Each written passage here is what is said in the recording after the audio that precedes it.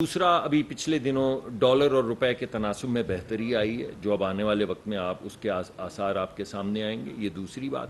اور تیسری بات یہ کہ جو ہم ڈیلز کر رہے ہیں، ہم اس وقت 2 پٹرول کے کارگوز کی شپس کی ڈیل کر رہے ہیں G2G کی بنیاد پہ یونائٹڈ عرب ایمریٹس کے ساتھ، جو فائنل سٹیجز پہ. ہم نے اپنا کاغذ بھیج دیا ان کی کنسیڈریشن کے لیے. ایک کارگو جو ہے ہم ڈیل کے خط و خال طے کر کے آ گئے ہیں آذربائیجان سے، وہ بھی پٹرول کی ڈیل ہے. ان دونوں ڈیلز میں G2G اگریمنٹ جیسا ہمارا ڈیزل کے لیے کویت سے ہے، اسی طرز پہ ہم نے یہ ڈیلز سٹرکچر کرنے کی کوشش کر رہے ہیں، جس کے نتیجے میں یہ ہوگا کہ ہمیں جو پریمیم دینا پڑتا ہے، جو پچھلے دنوں ڈیزل کا پریمیم $18 ہو گیا تھا، $20 بھی ہو گیا تھا، وہ جب آپ یہ ڈیلز کرتے ہیں تو آپ کو پریمیم پہ ڈسکاؤنٹ ملتا ہے، تو آپ کو $6, $7, $8 کا ہر بیرل پہ ڈسکاؤنٹ ملنا شروع ہو جاتا ہے، جو عوام کو پاس ہوگا. سر، آپ کی منسٹری سے متعلق میرا کوشچن یہ ہے کہ رشین آئل کی فیٹ سٹوری کیا ہے؟ آیا یہ جو ایکسپیریمنٹ رہا it was successful or not, اور it was touted like کہ اس کے نتیجے میں پاکستان کی پبلک کو کوئی بہت ہی ڈسکاؤنٹ ملے گا. سوشل میڈیا بھرا ہوا تھا، آپ کے کچھ اسٹیٹمنٹس بھی ایسے تھے جس سے یہ امیج بن رہا تھا کہ کوئی بہت پازیٹیو پاکستانی عوام کو فائدہ ہوگا.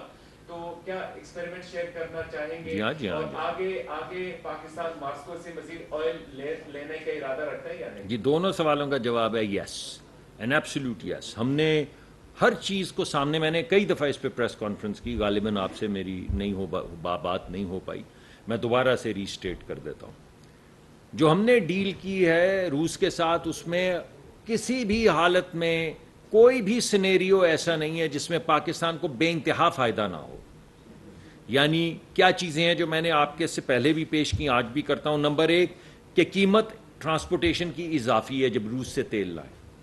نمبر 2 قیمت انشورنس کی زیادہ ہے کیونکہ روس کو بین الاقوامی سطح پہ ری انشورنس نہیں ملتی.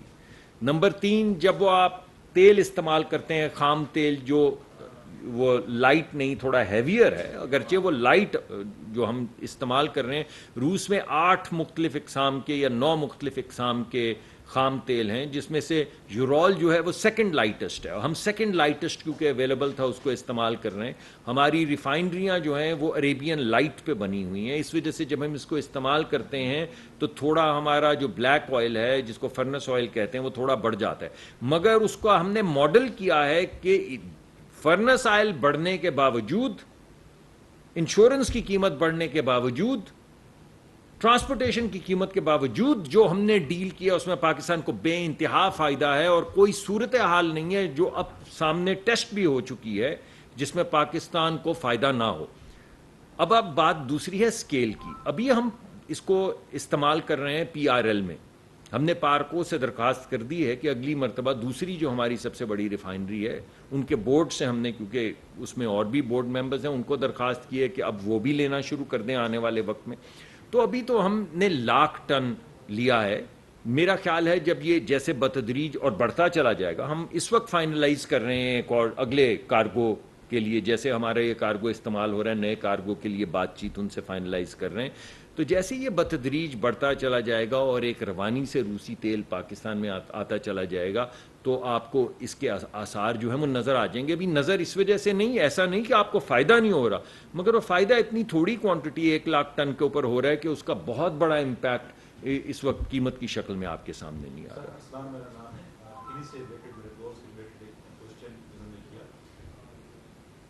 اچھی خبریں مل رہی ہیں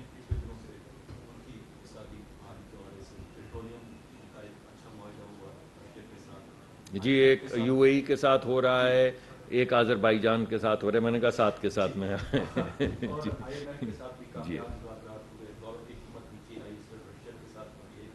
جی اور اس کے بعد عالمی مارکیٹ میں بھی قیمتیں کم ہیں. جی لوگ ایکسپیکٹ کرتے ہیں کچھ ریلیف جی جی میرے خیال میں ملے گا. دیکھیں 2-3 اہم چیزیں ہوتی ہیں جن میں اس وقت ہمیں کچھ خام تیل کی قیمت جو ٹریڈ ہو رہا تھا نیچے آئی، پھر تھوڑی سی اوپر گئی، مگر ٹھیک ہے ابھی ود ان ریزن ہے، ایسی نہیں ہے کہ جس سے بہت زیادہ تکلیف ہو. دیکھیں 2 چیزیں ہوتی ہیں. ایک چیز ہوتی ہے خام تیل کی بین الاقوامی قیمت جس پہ ہمارا کوئی کنٹرول نہیں ہے. دوسری بات یہ ہے کہ جب ہم تیل خریدنے جاتے تو ڈالر میں خریدتے ہیں، جب پٹرول پمپ پہ بیچتے ہیں تو روپوں میں بیچتے ہیں. تو ہمارے پاس تھیلیوں میں بہت سے روپے آ جاتے ہیں، پھر ہمیں ان سے ڈالر خریدنے ہوتے ہیں. اگر ڈالر مہنگا ہو جائے تو پھر وہ زیادہ روپے دے کے ہمیں ڈالر خریدنا پڑتا ہے، جس سے ہم بین الاقوامی منڈی میں جاتے ہیں. تو جو اہم چیزیں ہیں وہ بین الاقوامی قیمت ہے اور روپے اور ڈالر کا تناسب ہے دوسری اہم چیز.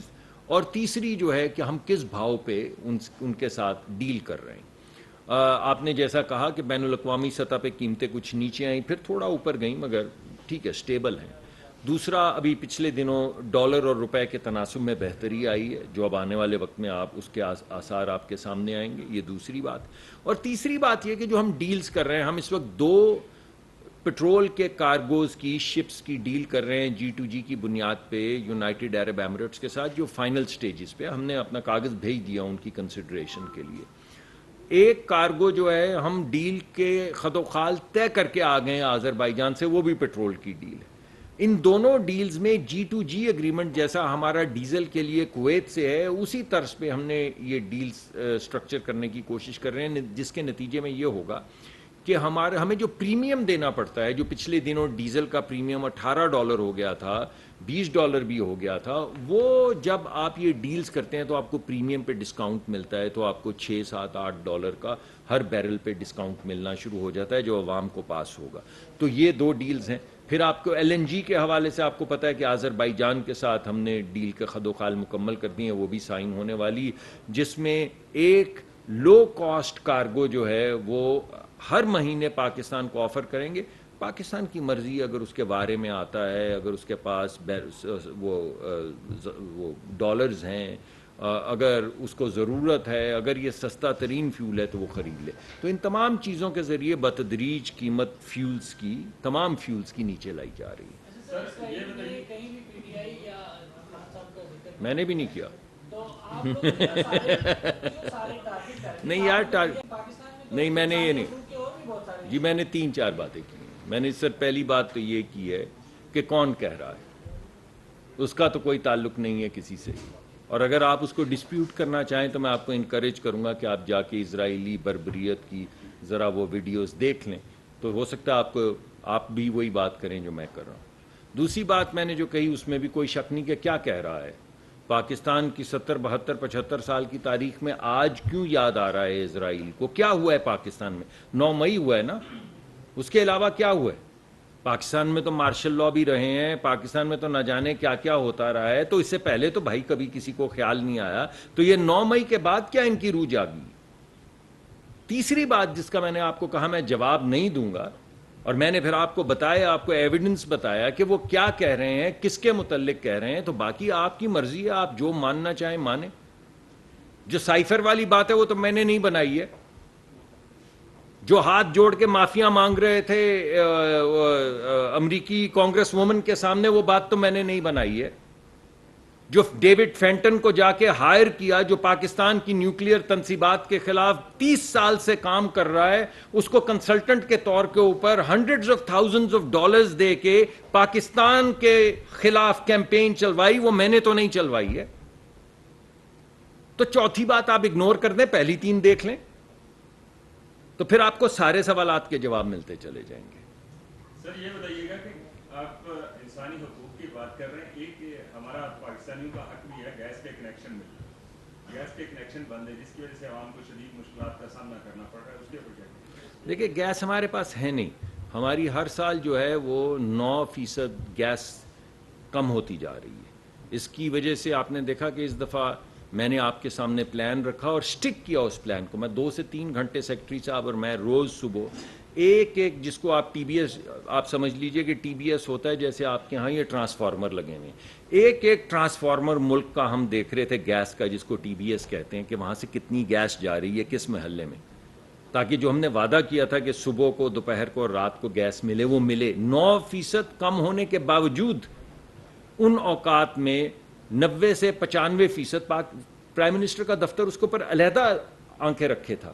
اور ہمیں یعنی پہلے تو 1-8 مہینہ ان کو رپورٹ لیتے تھے ہم سے، پھر ان کو سمجھ آ گئی کہ یہ تو 95% جگہوں پہ پہنچ رہی ہے گیس.